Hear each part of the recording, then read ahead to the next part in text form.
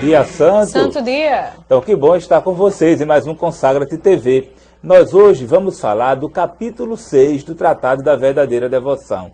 Este capítulo 6 ele vai nos falar da história de Rebeca e Jacó. Mas antes de nos remetermos a Rebeca e Jacó, peguem suas Bíblias, vamos para o livro do Gênesis. Para entendermos essa história, primeiramente vamos ter que entender a sequência da Escritura.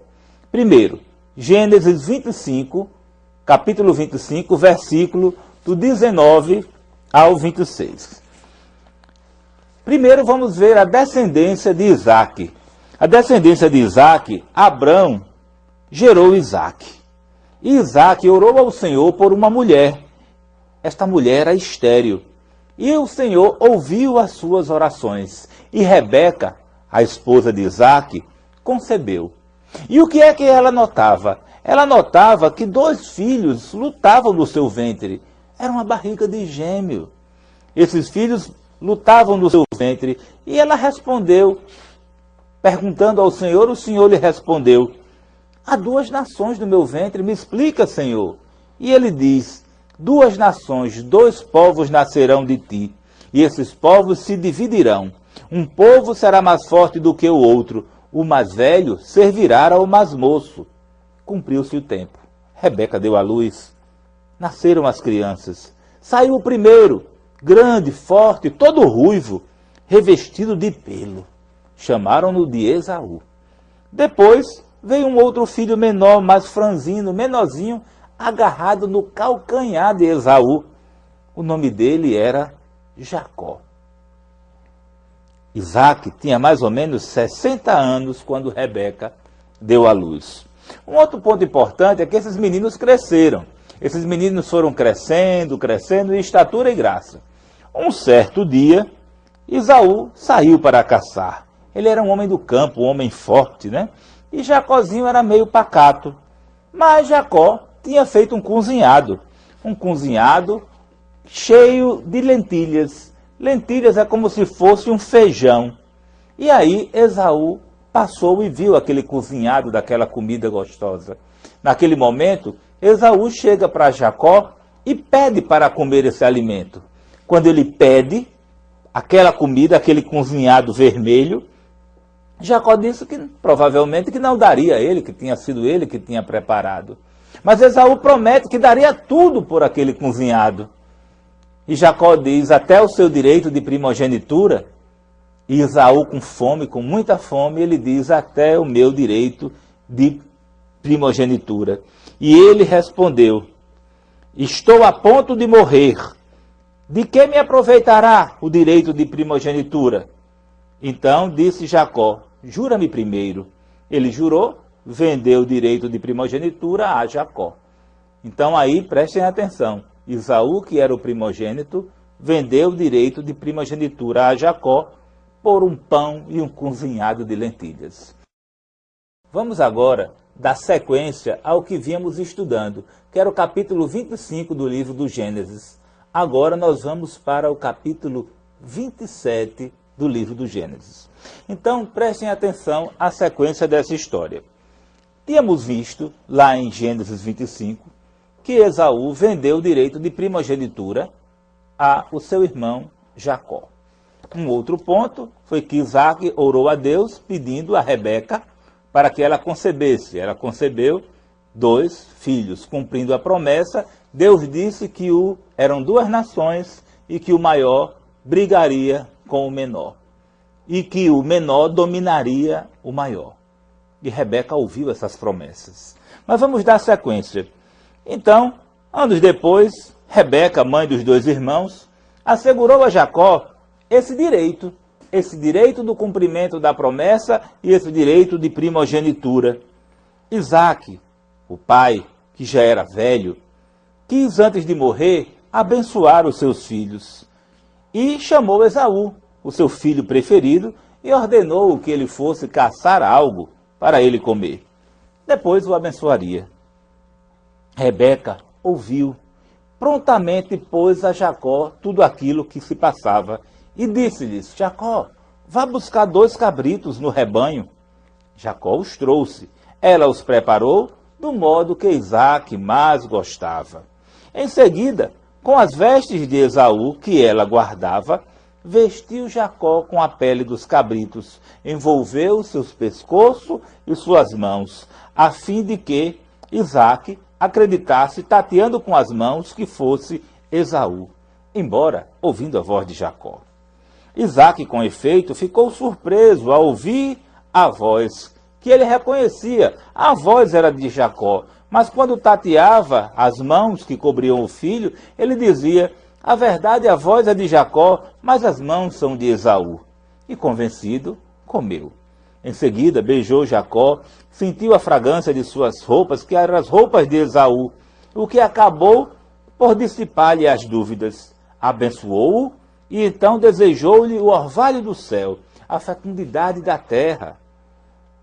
Estabeleceu o Senhor de todos os seus irmãos e terminou a bênção com estas palavras: aquele que te amaldiçoar, que seja amaldiçoado, e aquele que te abençoar, seja acumulado de bênçãos.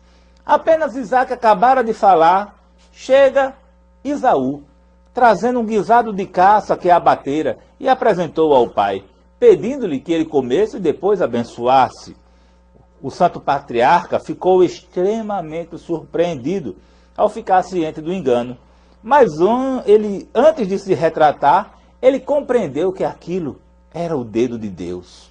Então Esaú fica muito enfurecido. E Esaú, enfurecido, grita forte. Ele grita com alta voz contra o embuste do seu irmão. E perguntou ao pai se ele não tinha outra bênção. Nesse momento, os santos padres mostram a imagem daqueles que facilmente conciliam Deus com o mundo, querendo gozar ao mesmo tempo das consolações do céu e das consolações da terra. E Isaque, movido pelos gritos de Esaú, abençoou, mais uma bênção terrena, sujeitando-o ao seu irmão. E por isso Esaú concebeu um grande ódio contra Jacó, que para matá-lo esperava só a morte do pai. Mas Jacó não podia ter evitado a morte se sua mãe, Rebeca, não lhe protegesse com suas habilidades e com os seus bons conselhos que ela o deu a seguir. Então vocês que nos ouviram, essa história parece até que é uma história que só é de engano e de mentira. Mas vamos contextualizar essa história. Essa história vem de uma promessa, da promessa a Deus que Rebeca conceberia, que ela teria duas nações, que uma nação menor venceria a nação maior. E o direito de primogenitura foi vendido. Esaú vendeu todo o seu direito ao seu irmão Jacó, e olhe só, por um prato de lentilhas. Então, Mara, você que está aqui conosco para nos ajudar, vamos compreender. Esaú, ele prefigura a figura de quem? São dois irmãos, não é assim? Jacó e Esaú. E nós temos que compreender, em primeiro lugar, é que houve um combinado. Eles combinaram toda a situação. Meu irmão, não tem problema nenhum Esaú ser o mais velho, não tem problema nenhum ele ser mais forte. Até aí tudo bem. Agora, onde está o que foi o erro de Esaú? E por isso que aí ele é considerado reprovado. É porque ele se confiava à força. Ele achava que todas as capacidades que ele tinha eram provida dele. Ele não acreditava e não atribuía que essa força vinha do alto. E aí é onde é que ele vai ser reprovado. E nós temos que sempre, quando pegarmos as Sagradas Escrituras, não só ler aquela história, mas trazer essa história para as nossas vidas. Quando é, meu irmão, que você é considerado, que você é aprovado, e quando é que você é considerado reprovado? Aquilo que Montfort vai colocar no Tratado da Verdadeira Devoção como os réprobos, não é? Então a gente tem que ver que ele era reprovado justamente porque ele se confiava, não é assim? As pessoas que também são reprovadas são aquelas pessoas que vivem apenas do exterior. E era assim que Esaú queria viver. Ele sempre queria estar no exterior, ele sempre queria viver aquilo que é as coisas terrenas, as coisas da carne. E aí ele vai ser reprovado, porque ele não valoriza a vida interior. E aí eu te pergunto, você tem considerado aquilo que para você faz parte da sua vida espiritual? Ou você descarta os momentos de intimidade? Ou você descarta os momentos de oração? Esaú fazia isso. Ele não se confiava à mãe, ele não se confiava às orientações e aos conselhos de alguém que poderia o ajudar. Você tem confiado naquelas pessoas que você tem tanto amor? Então, muitas vezes, a situação dos réprobos é aqui. Aquelas pessoas que bebem, aquelas pessoas que comem, aquelas pessoas que roubam, que matam, que fazem, que traem. Mas, ao mesmo tempo, eles só buscam as coisas carnais, mas é interessante, eles vivem bem. Eles têm uma vida financeira estável, mas como? Muitas vezes eles estão pisando, massacrando as outras pessoas que estão do lado, entende? Então, meu irmão, vale a pena você construir um reino dessa forma, destruindo os outros? Hein, Mara? Ele vende o direito de primogenitura, vende o direito de filho de Deus, vende o direito de escolhido por prazeres da carne. Por prazeres terrenos, que não vai edificar, que não vai fazer, que não vai construir. Então foi isso que aconteceu. Não vale a pena, meu irmão. Mas e Jacó? Representa quem? A figura de quem? É isso, vocês que estão nos ouvindo, essa história nos remete a entender que Esaú são os réprobos, os reprovados. Jacó, os predestinados, os acolhidos. É muito grave o que Esaú fez. Esaú vendeu o direito de filho de Deus. Meu irmão, você que está nos assistindo, é vender o direito de batizado, vender o direito de crismado, vender o direito de casado, vender o direito de consagrado, vender o direito de filho de Deus por um prato de comida, por prazer, por saciar. Isso é grave. E aí o que foi que fez Jacózinho? Jacó, ele vai nos remeter a nos lembrarmos daquelas pessoas predestinadas. Jacó, como um predestinado, ele era pequenininho, ele era de complexão fraca, ele não era tão caçador, ele não era um grande guerreiro, ele não era aquele orgulho do papai. Mas ele sempre ficava em casa. Em casa como? Cuidando da sua mãe, cuidando dos afazeres. Lembra do Salmo? O zelo por tua casa me consome. Jacózinho é aquela figura que vive no templo, que vive na igreja, é aquela pessoa que busca a vida de intimidade com Jesus, de intimidade com a Virgem Maria. É aquele homem de profunda oração. É aquela mulher de profunda oração. Não confia na sua força, não confia na sua caça. Ele ama a mãe e obedece aquilo que a mãe orienta. Afinal de contas, Rebeca estava em casa, mas Rebeca ouviu que o pai iria dar a bênção. Rebeca prefigura a Virgem Maria. A Virgem Maria sabe a hora que o pai vai dispensar a bênção. E o que é que ela fez? Avisou ao seu filho. E o seu filho obedecia-lhe em tudo. Acreditava piamente. Quando ela disse, vá buscar 2 cabritos. Pensem, Jacó podia dizer, para que 2 cabritos, mamãe? Basta um que dá para alimentá-lo. Mas não, ele foi buscar os 2 cabritos. Nesses 2 cabritos, ele entrega para que a mãe prepare. Nossa Senhora prepara nossas boas obras. Os 2 cabritos é o nosso corpo, a nossa alma. Que Nossa Senhora prepara, esfola, tira o couro, limpa, trata, tira tudo aquilo que desagrada a Deus e coloca o tempero que agrada ao seu filho. Muitas vezes, meu irmão, você que está me assistindo, você faz uma espiritualidade da sua cabeça e que não tem certeza que agrada a Deus. Você precisa entregar o seu cabrito para que Nossa Senhora tempere como Rebeca, tempere e faça do gosto do seu filho. Porque Esaú quis caçar com suas forças e chegou atrasado. A bênção tinha sido dispensada. Os pequeninos tinham agradado ao pai. E o fortão, que muitas vezes nos colocamos como fortes, robustos, homens de oração, homens de pregação, e não recebemos a bênção, porque nós que temperamos nossa comida para apresentar ao Senhor. E daí, o que é que aconteceu? Rebeca que prefigura Nossa Senhora, ela prepara, arruma, organiza.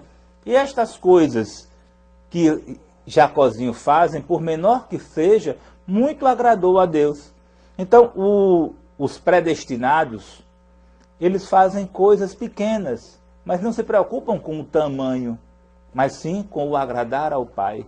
Já os réprobos, eles querem fazer coisas grandes, coisas que apareçam, coisas que façam sucesso, coisas que criem impacto, acreditando que isso seria o que dá mais glória a Deus. E preste atenção, a mínima coisa, o mínimo copo d'água, o mínimo chãozinho que você limpou, o mínimo trabalho que você fez na igreja, pode ter muito mais efeito e receber uma bênção muito maior do que outros que vão caçar, desobediente do pároco, desobediente dos documentos da igreja, desobedientes do catecismo, apenas por vaidade pessoal. Então, é esse entendimento que queremos colocar a você.